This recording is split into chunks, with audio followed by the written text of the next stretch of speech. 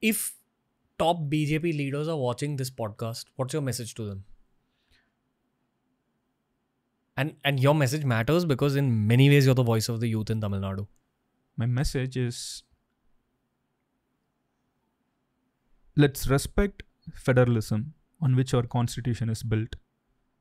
Let's respect Ambedkar and his viewpoints, who has given us the roadmap and the guide for the whole country. Let's bring back his values. And when I say bring back his values, he was someone who has strongly talked about caste annihilation. We do not want a country where we still have conversations about the food someone eats, the dress someone wears, the relationship, if it is a married one or live-in they are in. We are a young country. We should be the most modern country and most progressive country in the world. Give us that and we will celebrate any political party that gives us that to the maximum. Okay. If you had to break down the actionables here, how would we break it down? Include more youngsters in politics, not just to have discussions, but to win elections. Let's start using social media to understand the vibe of the nation. Not the mood anymore, right? It's vibe.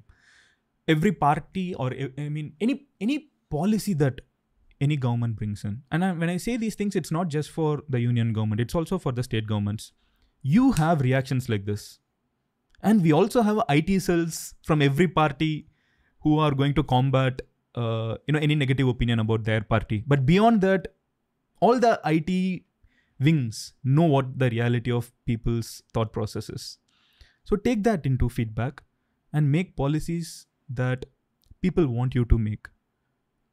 Let's create a government that is going to be wowed and looked upon by the most progressive countries in the world, especially the Western world, because they are progressive. They should be like, oh hell, I'm moving to India. They are cooler. They are more accepting. Even US has its own problems with, multiple, even LGBTs, in few states, there are different policies, and we have people like Trump who are absolutely going to blow things up if he gets elected. So people are like, oh, I might move to another country, and all these conversations are happening across the world. Let's create a country which is the utopian society for other countries to look up to and probably want to move to India. So so I feel sad every time I see a huge line in front of the American embassy in Chennai.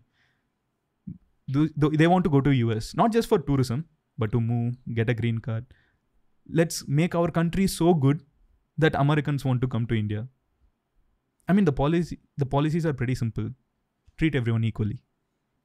In terms of actual policy, I don't think I'm equipped enough to go into the actual policies, because if I say something now, there will be counters about this point cannot be done because of this reason, so and so reason.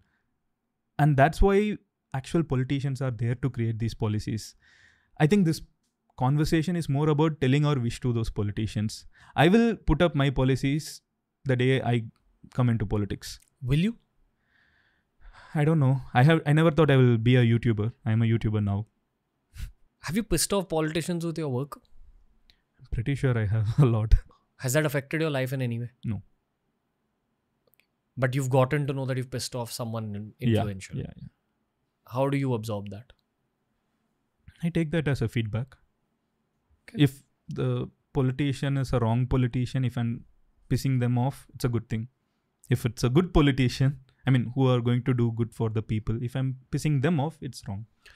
Does your own security or safety get affected? No. Not at all?